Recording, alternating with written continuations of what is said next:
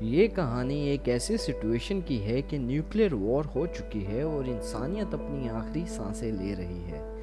और जो थोड़े बचे कुचे लोग जिंदा हैं वो सिर्फ अपनी बेसिक ज़रूरतों को पूरा करने के लिए एक दूसरे की जान ले लेते हैं। जिनमें से एक है मैक्स, जो बोलता है कम करता है ज़्यादा, a man with a few words. और उसे अपनी बीवी और बच्चे की मौत के बाद सिर्फ जहनी सुकून की तलाश है। और दूसरी तरफ है फ्रियोसा, जो सिर्फ सरवाइव करना जानती है और उस जगह जाना चाहती है जहां उसने अपना बचपन गुजारा। कहानी की शुरुआत होती है और हमें मैक्स अकेले डेजर्ट में अपनी गाड़ी के पास खड़ा दिखता है। और उसके पाँव के पास एक छिपकली आती है और मैक्स उसे कुचलकर खा जाता है, क्योंकि दुनिया में न्यूक्लियर वॉर हो चुका है और दुनिया तबाह और बर्बाद हो गई है और बचे कुछ लोग बस किसी तरह सरवाइव कर रहे हैं। खैर, मैक्स अपनी गाड़ी में बैठता है और वहां से निकल जाता है, लेकिन उसके पीछे कुछ लुटेरों का काफिला आ जाता है और वो उसकी गाड़ी को टक्कर मार के उल्टा देते हैं और मैक्स को कब्जे में ले लेते हैं और उसे अपने साथ ले जाते हैं। और बाद में उसके ऊपर एक टैटू गढ़ देते हैं जो कि उसका ब्लड ग्रुप होता है, ओ नेगेटिव। अब क्योंकि वो एक यूनिवर्सल डोनर बन सकता है, इसलिए वो मैक्स को अपना गुलाम बना लेते हैं। मैक्स वहाँ से भागने की कोशिश भी करता है, लेकिन क्योंकि वो इनकी गुफाओं में था, वो फिर से पकड़ा जाता है। असल में ये जगह इमोर्टल जो की है और यहाँ का राजा कह लो या खुदा कह लो, बस यहाँ सिर्फ उसी की चलती है और यहाँ के लोग उसे खुदा का दर्जा देते हैं। और फिर इमोर्टल जो को दिखाया जाता है जिसने चेहरे पे मास्क लगाया हुआ होता है और वो नेचुरल सांस नहीं ले पाता, तो दो पाइप्स की मदद से सांस ले रहा होता है। और दिखाया जाता है कि वो अपने पहाड़ की गुफा से नीचे देखता है और नीचे काफ़ी भीड़ लगी हुई है और सब बहुत कमज़ोर और मजलूम नज़र आ रहे होते हैं। इमोर्टल जो से पानी की गुजारिश कर रहे होते हैं। तभी इमोर्टल जो पानी का बांध खोल देता है और पानी आबशार की तरह उन पर बरसने लग जाता है। सब लोग बहुत खुश हो जाते हैं, मानो सदियों बाद पानी नसीब हुआ हो। फिर हमें फ्रियोसा दिखाई जाती है, जिसे इमोर्टल जो ने एक मिशन पे भेजा है और वो मिशन पेट्रोल को लाने का है किसी पेट्रोल स्टेशन से। और फ्रियोसा के साथ बकायदा पूरी पलटन जा रही होती है। वो जैसे ही अपने इलाके से थोड़ा दूर निकलती है, फ्रियोसा लेफ्ट को शार्प टर्न ले लेती है। एक टीम मेंबर उसे कहता भी है हमने सीधा जाना था, लेकिन फ्रियोसा उसे कोई जवाब नहीं देती और उसे फ्रियोसा के फैसले के साथ जाना पड़ता है, क्योंकि फ्रियोसा सबसे सीनियर है और इस मिशन को लीड भी कर रही है। लेकिन फ्रियोसा की इस हरकत को इमोर्टल जॉय दूरबीन से देख लेता है और भागता हुआ एक चैम्बर में जाता है जहां उसने 5 जवान लड़कियों को अपनी जबरन बीवी बना के रखा हुआ है, क्योंकि वो अपनी नस्ल बढ़ाने के लिए जवान लड़कियों को बंदी बनाता था। खैर, वो समझ जाता है फ्रियोसा उन्हें ले उड़ी है। वो फौरन ही अपनी पूरी फौज इकट्ठी करता है और उनके पीछे जाने और उनको पकड़ने का ऑर्डर दे देता है। उसकी फौज ये सब सुनकर बहुत खुश होती है। दरअसल ये सब इमोर्टल जॉय के लिए जान देने को अपनी खुशकिस्मती समझते हैं, क्योंकि इमोर्टल जॉय ने इनको किसी तरह यकीन दिलाया हुआ होता है कि जो मेरे लिए जान देगा वो मेरी तरह अमर हो जाएगा। उसके साथ ही हम ये भी देखते हैं कि ये सब लोग न्यूक्लियर रेडिएशन की वजह से काफ़ी बीमारियों से जूझ रहे हैं, जिसमें से एक ये कि इन सब को ब्लड डोनर की ज़रूरत पड़ती है और इसी वजह से इन्होंने बहुत सारे लोगों को बंदी बनाया हुआ है और इनका ब्लड इस्तेमाल करते हैं, जिनमें से एक अब मैक्स भी बन चुका है। और एक वॉर बॉय जो बहुत कमज़ोर और बीमार है, लेकिन फिर भी वो फ्रियोसा को पकड़ने के लिए जाना चाहता है और अपनी हसरत पूरी करने के लिए वो मैक्स जो इसका ब्लड डोनर है वो उसको अपनी गाड़ी से बांध लेता है और उसके जिस्म से एक पाइप की मदद से ब्लड भी ले रहा होता है, ताकि वो एनर्जेटिक रहे और इमोर्टल जॉय के लिए लड़े और अपनी जान दे के अमर हो जाए। और इनका काफिला उनके पीछे काफ़ी शोर और जोश से निकल पड़ता है। और दूसरी तरफ फ्रियोसा एक दूसरे वॉरलॉर्ड का इलाका क्रॉस कर रही होती है, तभी उस पर हमला हो जाता है। लेकिन फ्रियोसा के साथी, जिन्हें फ्रियोसा की नीयत का अभी तक कुछ नहीं पता, वो उनसे लड़ते हैं और एक एक करके उनकी वॉर मशीन यानी उनकी गाड़ियां तबाह करने लग जाते हैं। तभी वहाँ इमोर्टल जॉय के भी कुछ लोग पहुँच जाते हैं, लेकिन वो पहले दूसरे हमलावरों से लड़ते हैं और उन सबको मार देते हैं। फ्रियोसा, जिसके लिए अपने ट्रक को रोकना मतलब मौत को दावत देने से कम नहीं था, लेकिन तभी वहां पर एक बहुत बड़ा और अजीम मिट्टी का तूफान आ जाता है और तूफान के अंदर कुछ साफ दिख नहीं रहा होता। वो वॉर बॉय जिसने मैक्स को अपनी गाड़ी के आगे बांधा हुआ है, वो अपनी गाड़ी में पड़ा रिजर्व पेट्रोल गिराने लग जाता है ताकि फ्रियोसा का ट्रक जब उससे टकराए तो ज़ोरदार धमाका हो और वो शहीद हो जाए। तभी मैक्स उसे ये करते देख लेता है और वो उसे आग लगाने से पहले ही उसकी बाजू खींच के रोकने की कोशिश करता है, लेकिन फ्रियोसा का ट्रक इनको पीछे से टक्कर मार देता है और इनकी गाड़ी तबाह हो जाती है। अगली सुबह जब तूफान चला गया होता है और मैक्स को होश आता है, लेकिन वॉर बॉय अब भी बेहोश है।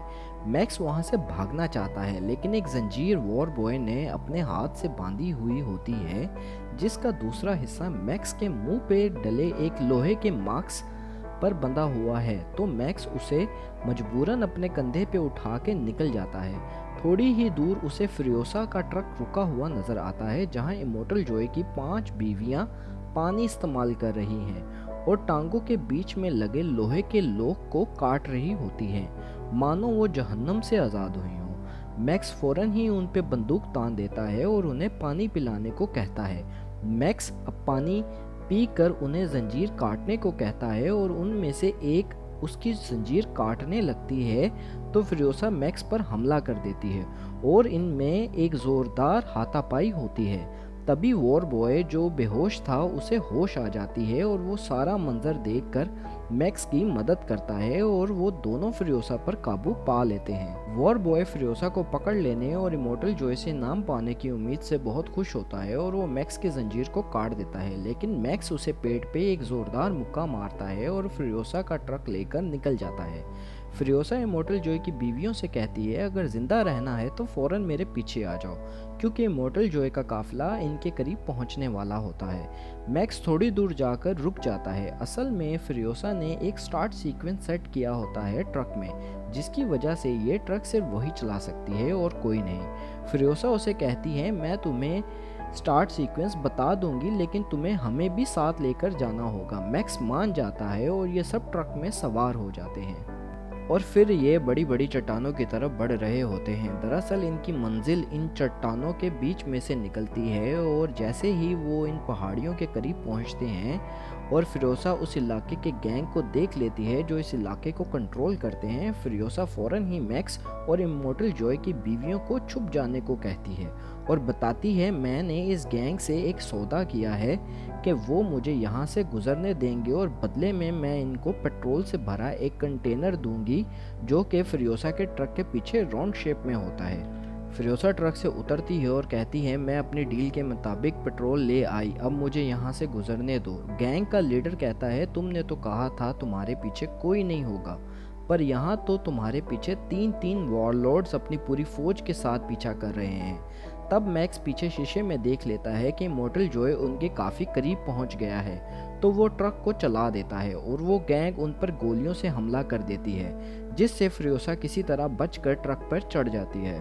लेकिन वो गैंग तभी इमोर्टल जॉय के काफिले को रोकने के लिए चट्टानों के एंट्रेंस पे एक जोरदार धमाका कर देते हैं, जिससे रास्ता ब्लॉक हो जाता है। लेकिन फिर भी इमोर्टल जॉय ब्लॉक रास्ता पार करने की कोशिश कर रहा होता है। दरअसल इस इलाके का गैंग गाड़ियों के बजाय बाइक्स का एक्सपर्ट होता है और फ्रियोसा और मैक्स का पीछा वो बाइक्स पे करते हैं और इन पे हमला कर देते हैं। लेकिन मैक्स और फ्रियोसा अपनी ज़बरदस्त जुगलबंदी से ये पूरे गैंग का खात्मा कर देते हैं और फिर तभी वहाँ इमोर्टल जॉय इनके ट्रक के करीब आ जाता है और फ्रियोसा पे गोली चलाने लगता है, लेकिन इसकी एक बीवी जो प्रेग्नेंट है वो दरवाजे से बाहर निकल आती है, जिसे देख कर इमोर्टल जॉय रुक जाता है क्योंकि वो अपने होने वाले बच्चे को नहीं खो सकता और इस दौर में वंश बढ़ाना किसी गनीमत से कम नहीं है। लेकिन वो फ्रियोसा के ट्रक को रोकने के लिए एक जंजीर उनके स्टीयरिंग पे फायर करता है।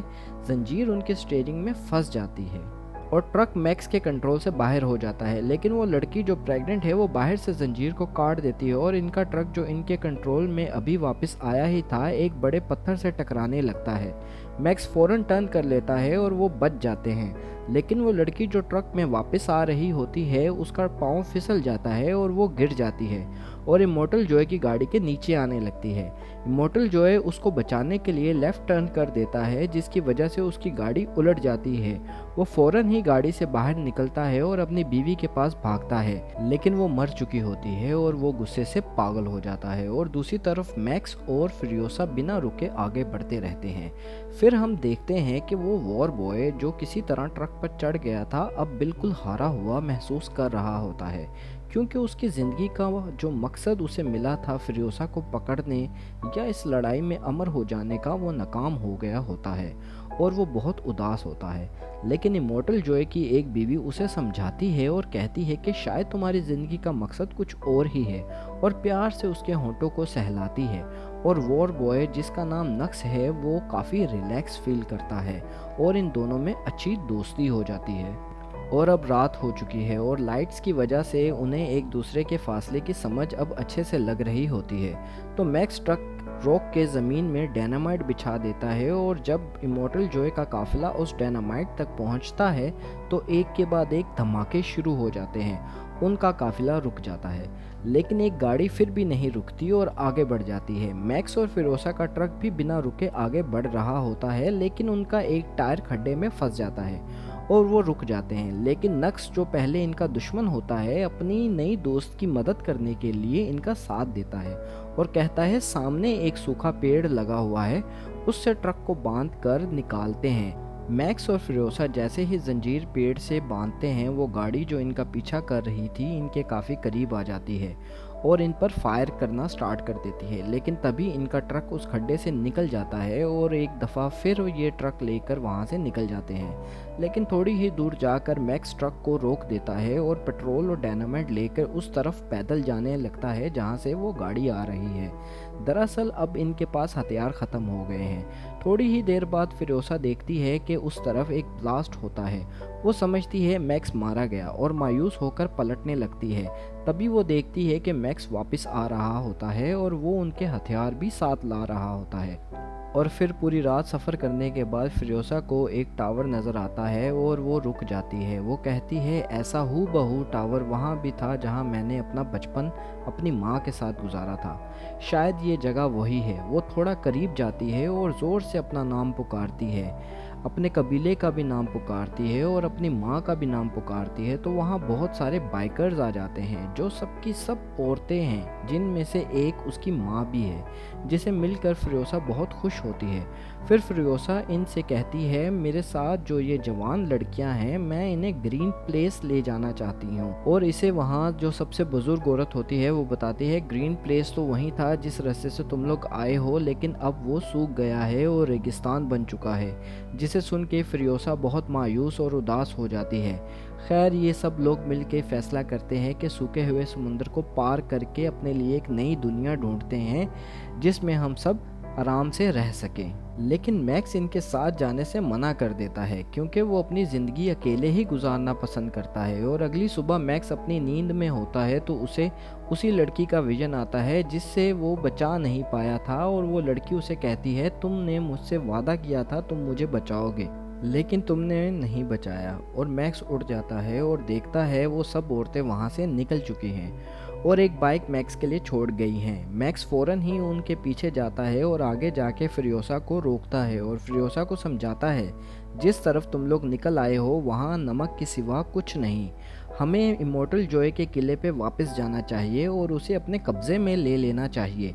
वहाँ पानी भी है, हरियाली भी है और वहाँ फ़िलहाल इमॉर्टल जॉय की फ़ौज भी नहीं है। फिरोसा मैक्स की बात मान लेती है और इनका कारवां इमॉर्टल जॉय के किले की तरफ रवाना हो जाता है। लेकिन इनके काफिले को गुजरते हुए इमॉर्टल जॉय देख लेता है और इनका पीछा करके इन पे हमला कर देता है। लेकिन मैक्स और ये सब औरतें भी इनका मुकाबला डट कर करती हैं और इमॉर्टल जॉय के काफ़ी आदमियों को ये मार देते हैं। लेकिन इमॉर्टल जॉय के कब्जे में उसकी 4 बीवियों में से एक आ जाती है। लेकिन फिरोसा किसी तरह इमॉर्टल जॉय की गाड़ी पर आ जाती है और इमॉर्टल जॉय के मास्क को खींचकर निकाल देती है और इमॉर्टल जॉय मर जाता है। लेकिन उसकी फौज अब भी इनका पीछा नहीं छोड़ती। फिर नक्स एक तेल वाला ट्रक चला रहा होता है, वो अपने ट्रक को उल्टा देता है जिससे एक बहुत बड़ा ब्लास्ट होता है और ये सब लोग मर जाते हैं। फ्रियोसा जो बहुत ज़ख्मी हालत में होती है और मैक्स उसकी हालत देखकर समझ जाता है फ्रियोसा की जान बचाने के लिए उसे ब्लड देना होगा और वो फ़ौरन से उसे अपना ब्लड देने लग जाता है, जिससे फ्रियोसा काफ़ी बेहतर महसूस करती है। और ये लोग इमोर्टल जॉय के किले पे पहुंच जाते हैं। वहाँ पर अब भी एक बड़ी तादाद इमोर्टल जॉय के आदमियों की मौजूद होती है। तभी फ्रियोसा इन सबको इमोर्टल जॉय की डेड बॉडी दिखाती है, जिसको देखने के बाद वो फ्रियोसा को अपना नया लीडर मान लेते हैं और फ्रियोसा और इसके साथ चारों लड़कियों का वेलकम करते हैं। फिर फ्रियोसा उन्हें पानी छोड़ने को कहती है। वो लोग पानी छोड़ते हैं जो अबशार की तरह वहाँ पे बरसता है, जिससे नीचे खड़ी अवाम खुशी से झूम उठती है। तभी फ्रियोसा मैक्स को देखती है जो भीड़ में होता है और वहाँ से जा रहा है, क्योंकि उसने अपना मकसद पूरा कर लिया है। और फ्रियोसा उसे देखती रहती है और ये कहानी यहाँ ख़त्म हो जाती है।